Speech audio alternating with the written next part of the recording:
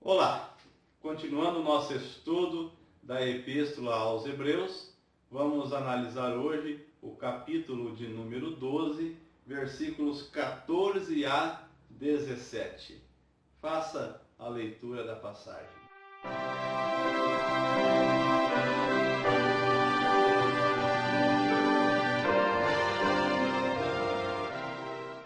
Objetivo desse estudo: analisar o perigo que corre o cristão quando não busca viver em santidade e passa a contemplar mais os prazeres dessa vida do que seu dever para com o reino de Deus. A tentação de desistir, a tentação de amar esse mundo, a tentação de se deliciar com os prazeres dessa vida e assim abandonar o reino de Deus e a sua justiça, que deveria ser buscada em primeiro lugar.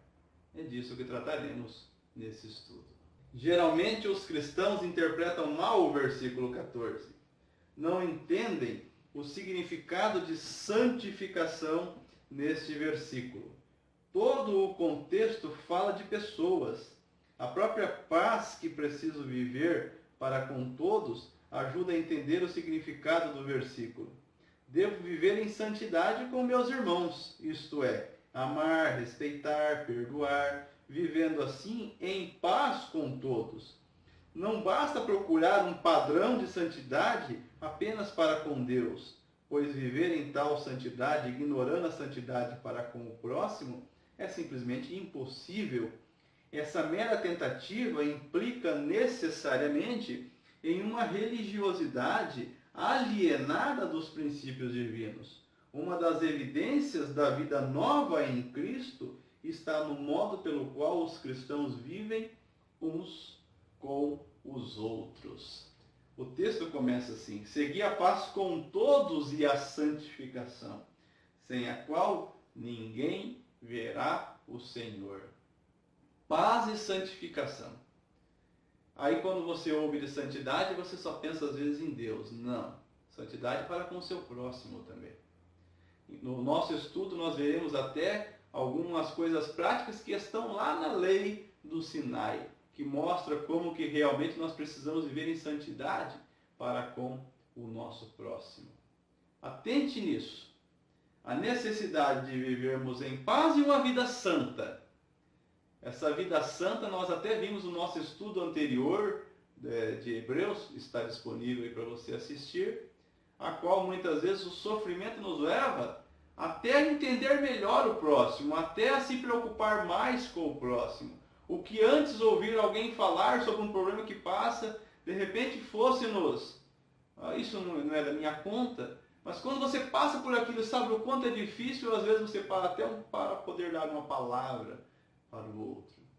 E aí o autor vem agora, depois, preste atenção na sequência, depois de orientar aqui os hebreus, não desanimem, não desistam e que cuidem uns dos outros, agora, pressupondo que eles continuam na caminhada, sigam a paz com todos e a santificação.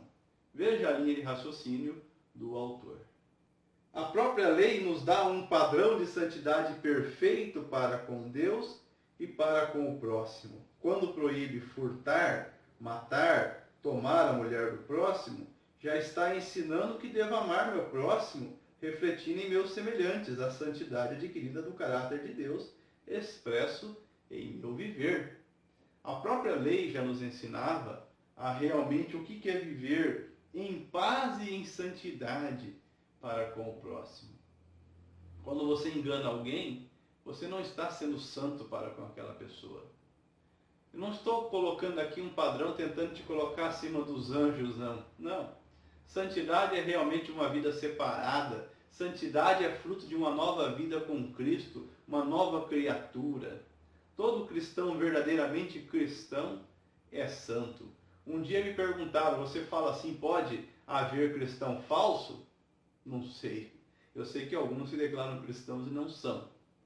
Então não sei se existe cristão falso, mas o verdadeiro cristão, ele vive uma vida nova em Cristo e nessa vida nova ele ama a Deus e ele ama ao seu próximo. O versículo 15 fala sobre o perigo da raiz de amargura. O que é uma raiz de amargura? Não é a falta de perdão? Muitas pessoas dizem que perdoaram quem as ofendeu, mas no íntimo não perdoaram. E isso contamina a igreja do Senhor. O texto é claro. Muitos podem vir ser contaminados pela raiz de amargura. Como assim? Diretamente pelo ato de desamor ou indiretamente observando a falta de amor entre os cristãos. Os cristãos devem ser conhecidos pelo amor e pelo perdão, as bases do cristianismo. A igreja ela é fundada porque Deus perdoou e amou a todas as pessoas. Ele enviou o seu filho, ele amou, e o seu filho perdoou, obteve perdão para a igreja. Quem não ama e quem não perdoa não é cristão. Isso eu posso afirmar, não é cristão. Porque o cristão ama e perdoa. Isso é a essência que passa, é a essência de Deus e passa a ser a essência dos seus filhos também. E o versículo de número 15 diz, atentando diligentemente, porque ninguém seja faltoso, separando-se da graça de Deus, e nem haja alguma raiz de amargura que, brotando, vos perturbe, e por meio delas muitos sejam contaminados. Como que uma pessoa pode ser contaminada por raiz de amargura, por falta de perdão, ou porque ela sofreu com o efeito de quem fez isso, ou porque ela fica vendo que esses cristãos só falam, mas não perdoam. O mau exemplo que tem levado muitos para fora da igreja. Tá bom que eles sejam fracos, eu entendo, não deveriam olhar para o homem, deveriam olhar para Deus. É o que se diz. Mas a verdade é que a igreja tem falhado muito.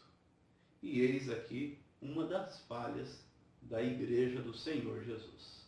Muita gente diz que ama, mas não ama, diz que perdoa, mas não perdoa. E nós precisamos realmente estarmos dispostos a perdoar quantas vezes necessário, a amarmos, porque isso é a essência do cristianismo. Esse é o perfume do cristianismo. Essa é a marca do cristianismo. Esse é o sal para a terra. Essa é a luz para o mundo. Isso é a essência do Senhor Jesus. Sem amar, sem perdoar, não dá para ser cristão. Quando não amamos, tornando-se assim faltosos, diz o versículo 15, automaticamente nos afastamos da graça de Deus. Sem amor, Deus não é conhecido. Amor é a sua essência. Nós lemos ali, né? Separando-se da graça de Deus, atentando diligentemente, porque ninguém seja faltoso, separando-se da graça de Deus. Se você não quer amar, você não quer perdoar, você não é obrigado, mas você vai se afastar da graça de Deus. Você não concorda que você tem que amar, que você tem que perdoar, você vai se afastar da graça de Deus, porque Deus é isso. Deus me amou, Deus te amou, Deus me perdoou, Deus te perdoou. Todos aqueles que chegaram a Deus pedindo perdão, Deus os perdoou. E isso é aquilo que Deus espera de nós. Você não quer? Saiba, você já está se afastando da graça de Deus. A escolha de Esaú, versículo 16, serve como advertência solene a qualquer um que se priva das bênçãos espirituais em nome da gratificação carnal imediata e passageira. A advertência refere-se ao perigo do cristão amar mais esse mundo que a Deus, contemplar mais os prazeres dessa vida que seu dever para com o reino de Deus. Esse mundo é ilusório, mas ele oferece coisas aparentemente muito boas para que você venha se iludir. Esse mundo tem as suas cores. Por isso que o Senhor Jesus disse que o caminho para a vida ele é apertado, é estreito, mas o da perdição é largo. e são muitos os que entram por ele. Reino de Deus é um reino de sofrimento, é verdade. Porque nós temos que, a cada dia, tomar a nossa cruz, seguir. É morrer a cada dia. É a morte de Cristo reinando em nós a cada dia. Para que viva então a vida do Filho de Deus, a vida de Jesus em nós. Nós nos unimos cada dia com Cristo. Na verdade, o Pai nos uniu com Cristo uma vez. Mas a cada dia nós nos identificamos com Ele, enquanto nós vivemos no caminho dele. É a nossa morte, a nossa união, a nossa identificação com Jesus. Isso é ser cristão. Mas muitos já estão namorando o mundo. Já estão apaixonados pelos prazeres da vida.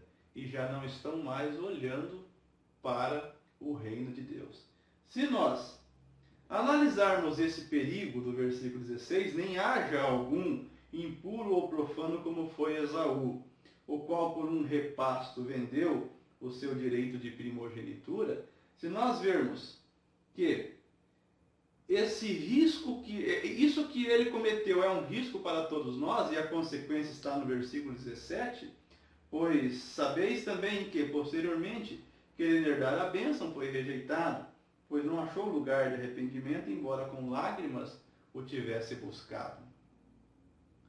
Então, abandonar o reino de Deus pode parecer aquilo que é mais favorável agora, que traz mais alegria, mais felicidade agora. Talvez esse negócio de cristão aí seja chato demais.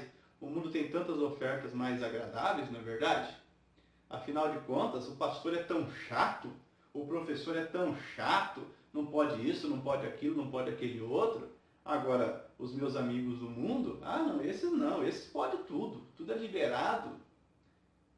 Saiba que se você entrar por esse caminho, talvez não haja mais oportunidade de arrependimento para você.